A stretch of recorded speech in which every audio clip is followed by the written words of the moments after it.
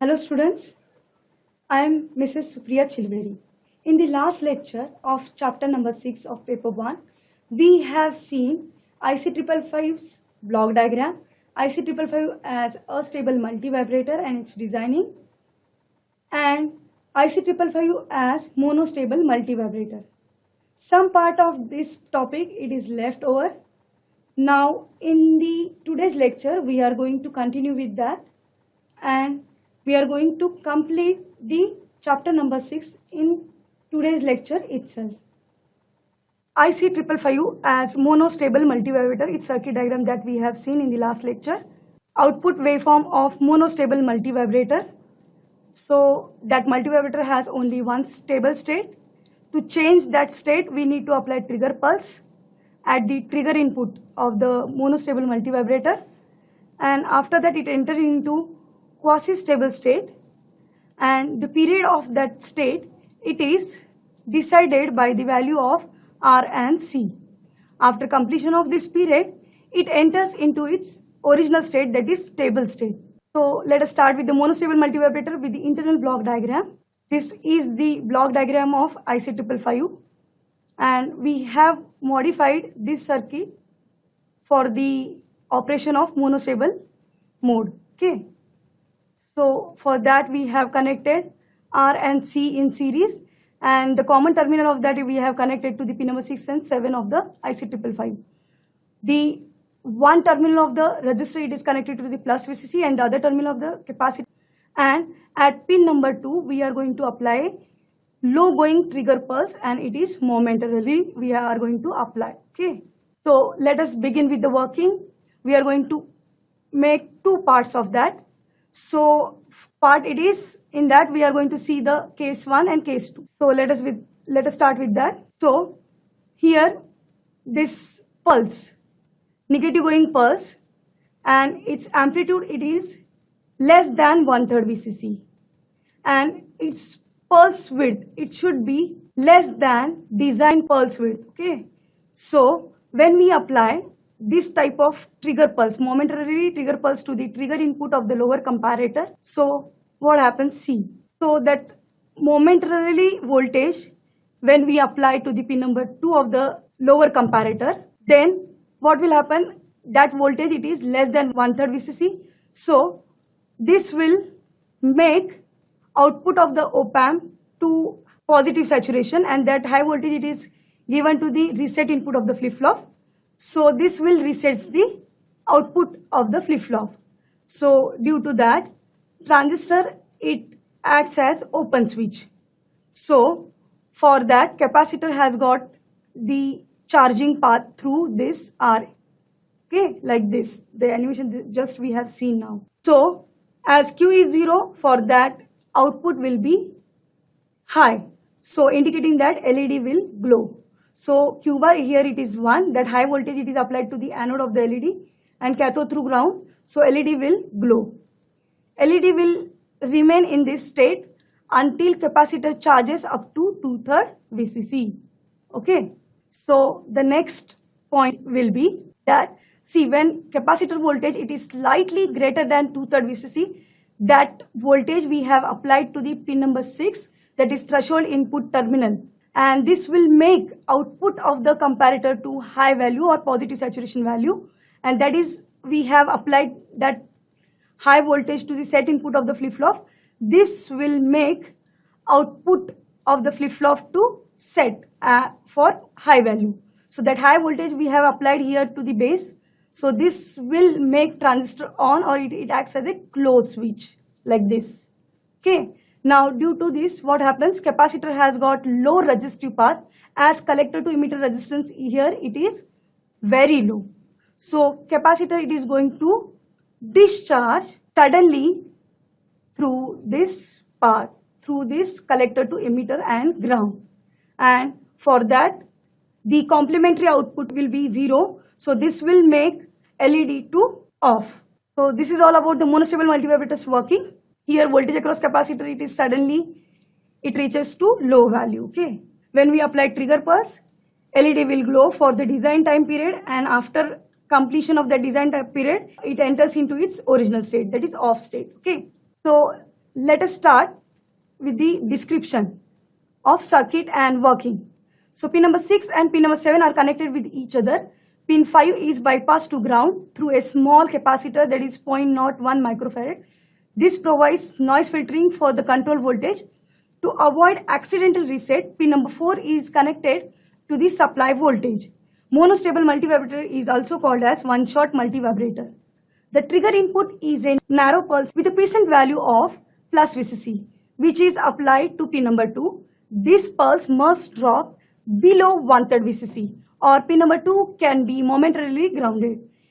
Remember students, its pulse width should be very less than design time period. This reset the flip-flop as the lower comparator provides a high output at reset pin. Therefore, Q is 0. This cut off the transistor and allows the capacitor C to charge through the resistance R.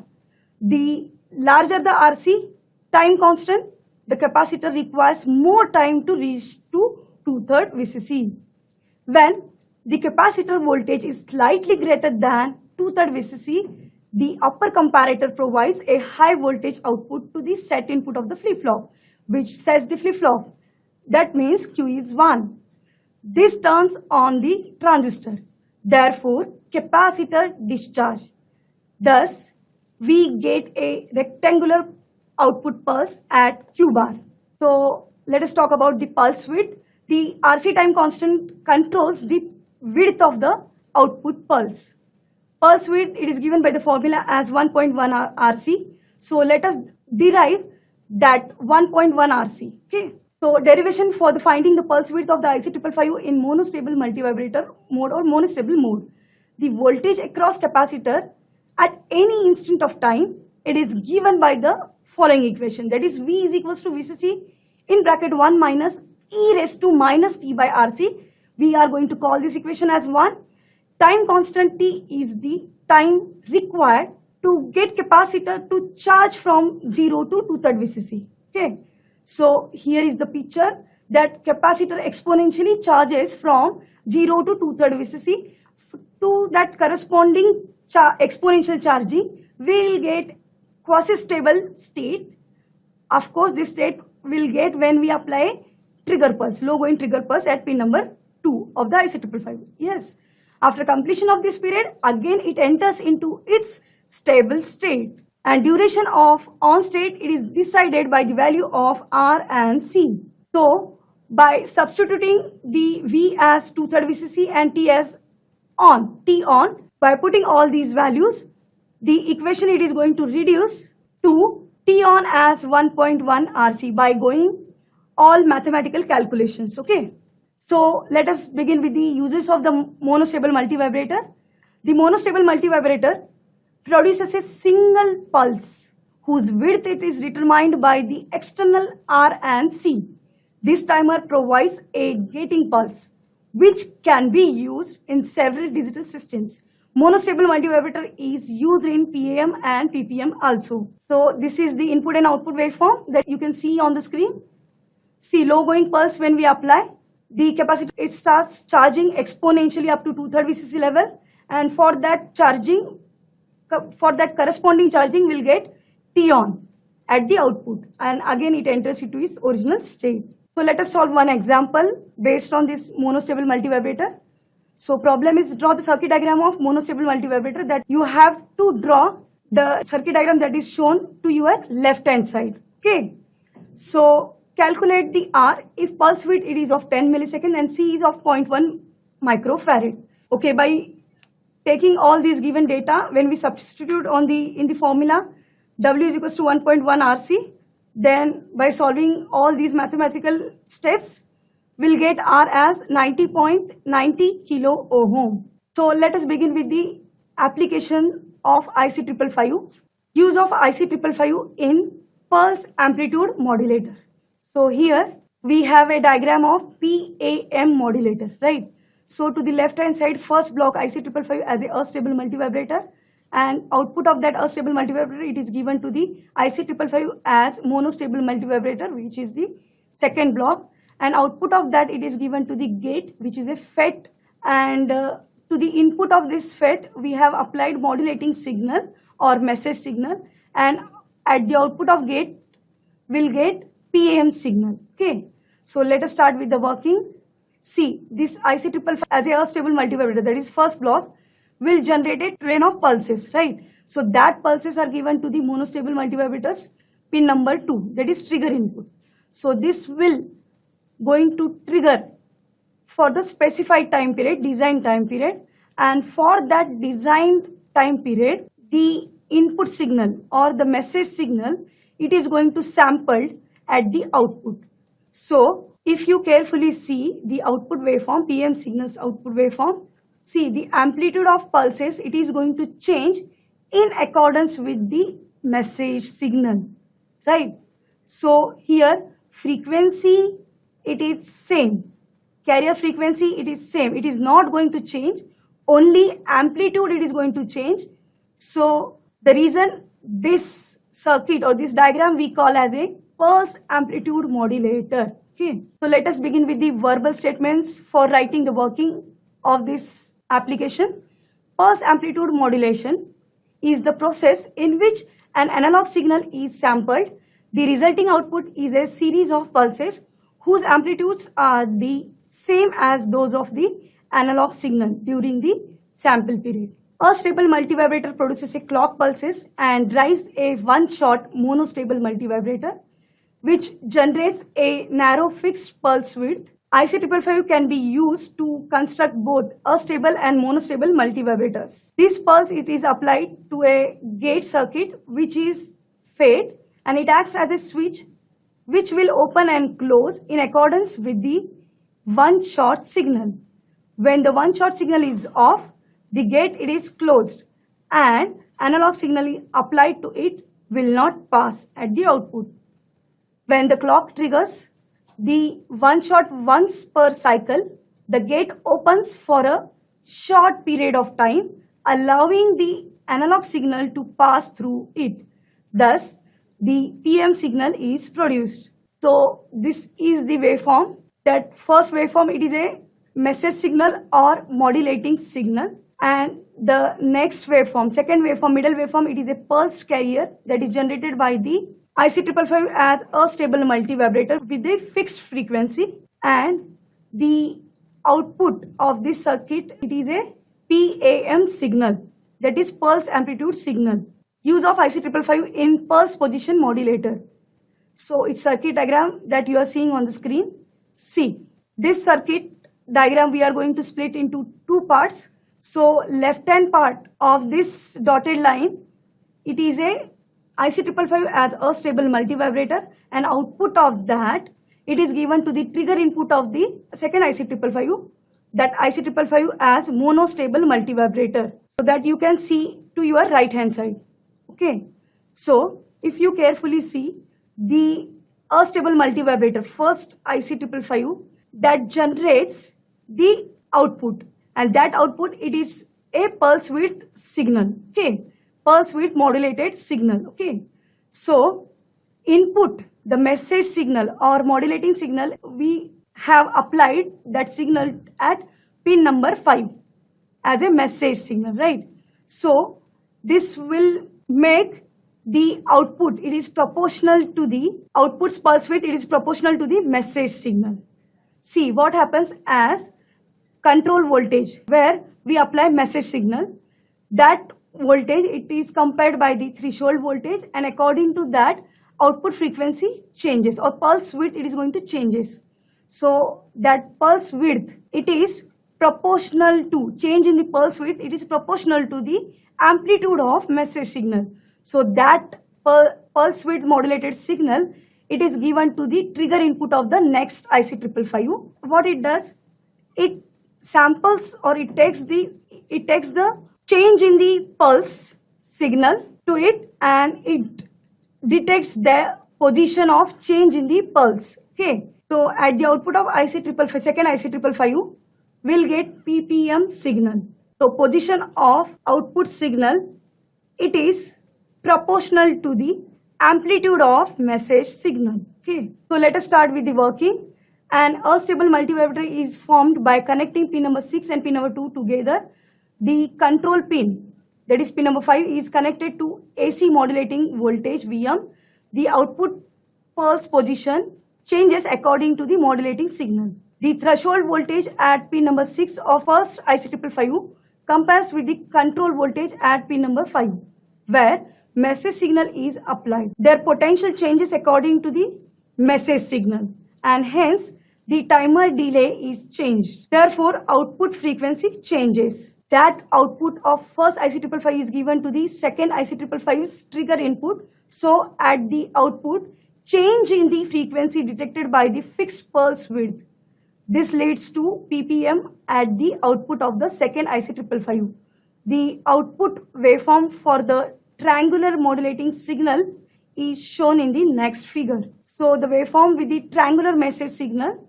So if you carefully see, as the amplitude of the triangular message signal, it is increasing, the pulse width also it is increasing, and when it decreases, pulse width also decreases.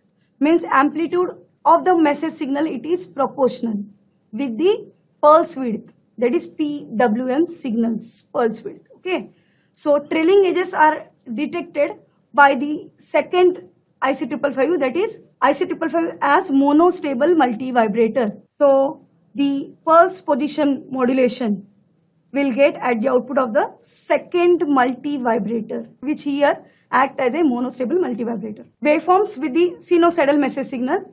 Here also the amplitude, it is changing the message signals amplitude, and according to that PWM signals width, it is going to change, and trailing edges are detected at the output. Okay, so we'll get PPM signal. Now let us talk about the next application, that is use of IC555 in FSK generator.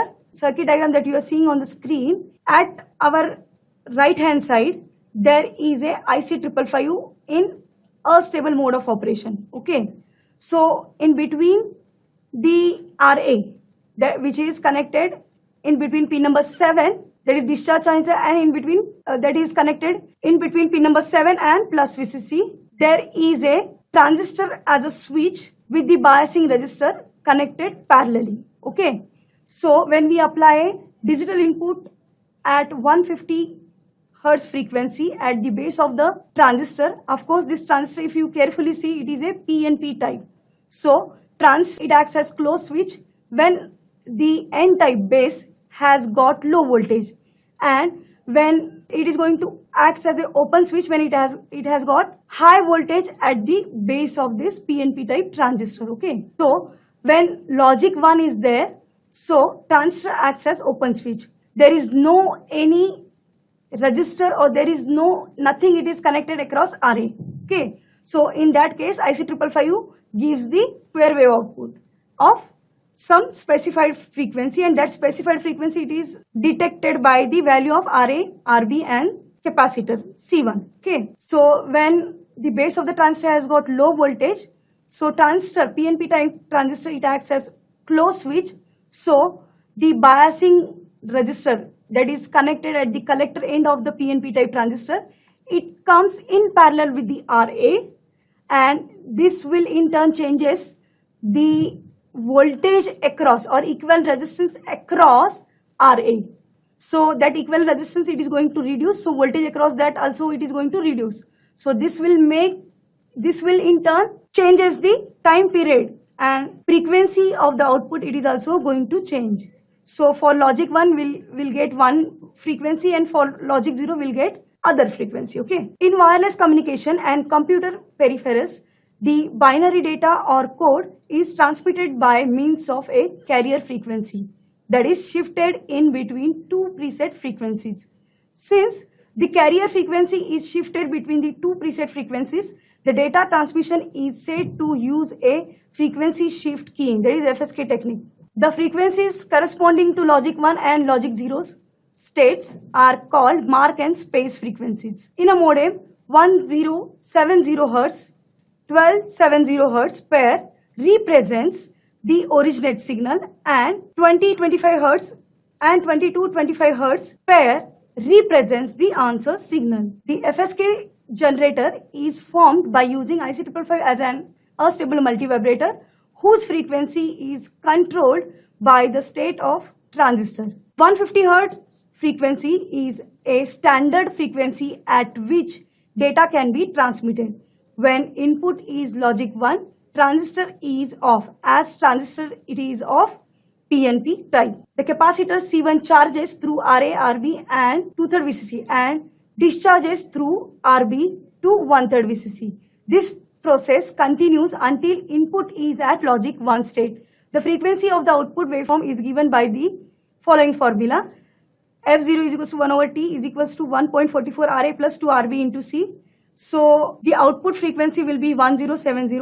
The values of RA, RB and C are so selected that F0 is 1070 Hz. When input is logic 0, transistor is on, that is it is in saturation condition, which connects RC across array.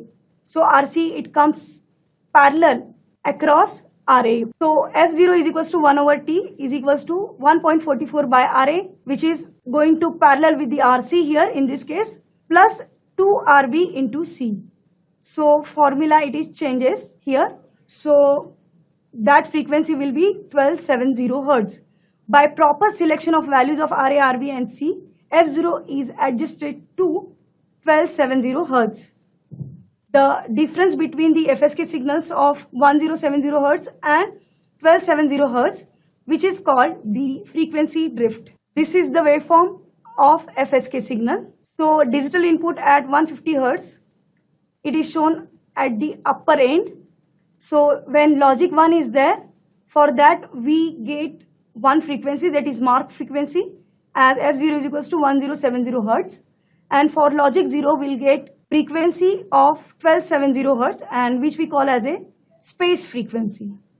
And again, if there is logic 1 or logic high level it is there at the input of the transistor, then frequency will be again 1070 Hz.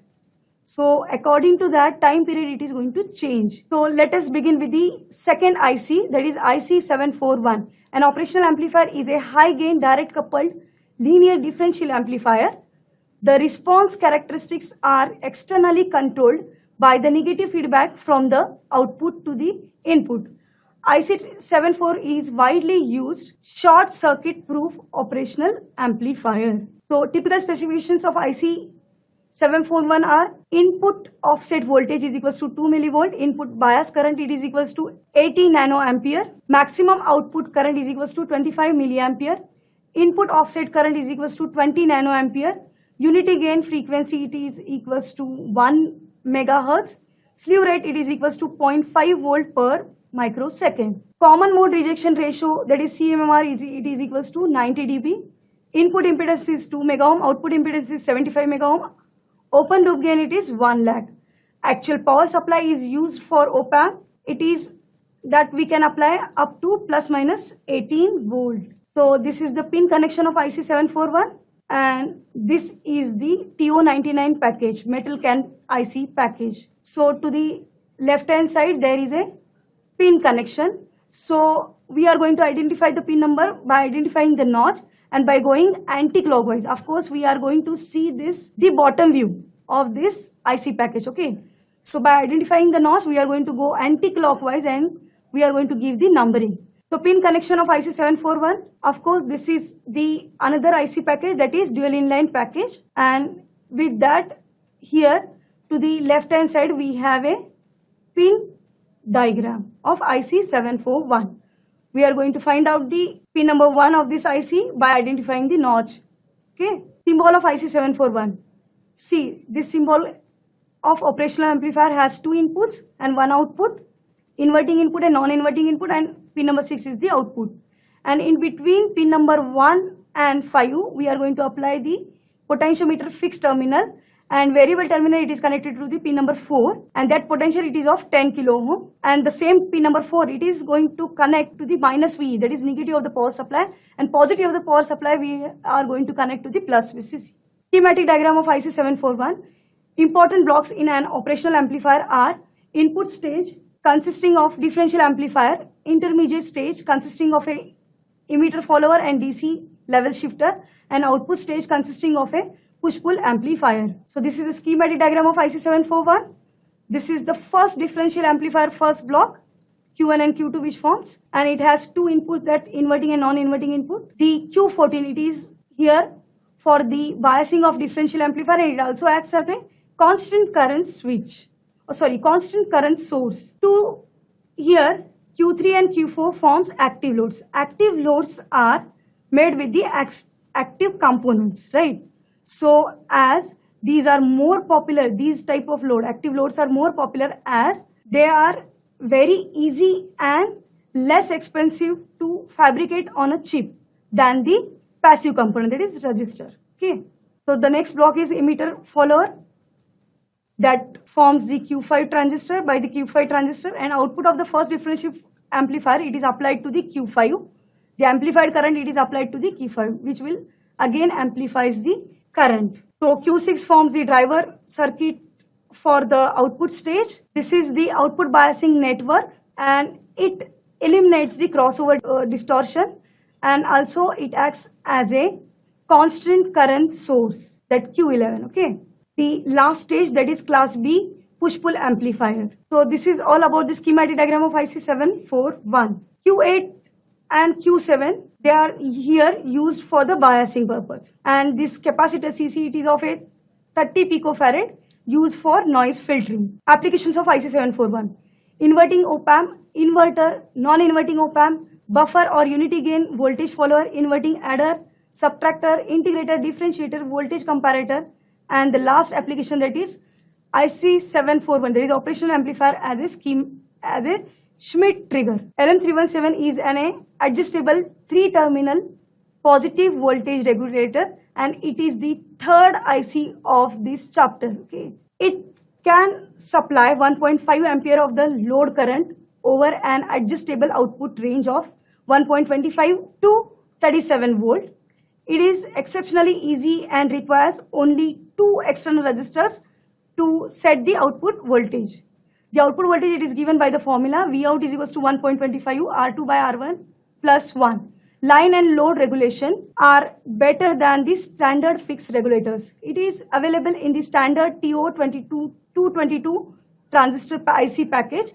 It is rated for the operation over 25 degrees Celsius to 125 degrees Celsius range. This is the pin connection of IC LM317, and it comes in the 220 plastic IC package. It has 3 pins. Pin number 1, that is adjustable terminal. Pin number 3 is input, and pin number 2 is Vout. Functional block diagram of 3-terminal IC voltage regulator. So there is a unregulated input voltage, and at the output we will get regulated output voltage. So there are 3 blocks: pass transistor, thermal shutdown, and current limiting, and differential amplifier. LM317 3-terminal positive voltage adjustable voltage regulator. Here is the circuit diagram of this LM317, and the output voltage, it is 1.25 R2 by R1 plus 1 by the formula. Okay. So the important features: the output range from 1.25 volt to 37 volt. Maximum load current, it is 1.5 ampere. Guaranteed 100 milliampere output current. Line regulation is 0.01% per volt, that is output changes 0.01% for each volt and input change. Load regulation of 0.1%. Ripple rejection, it is 80 dB. Short circuit protected output. And the last one is current limit constant with the temperature.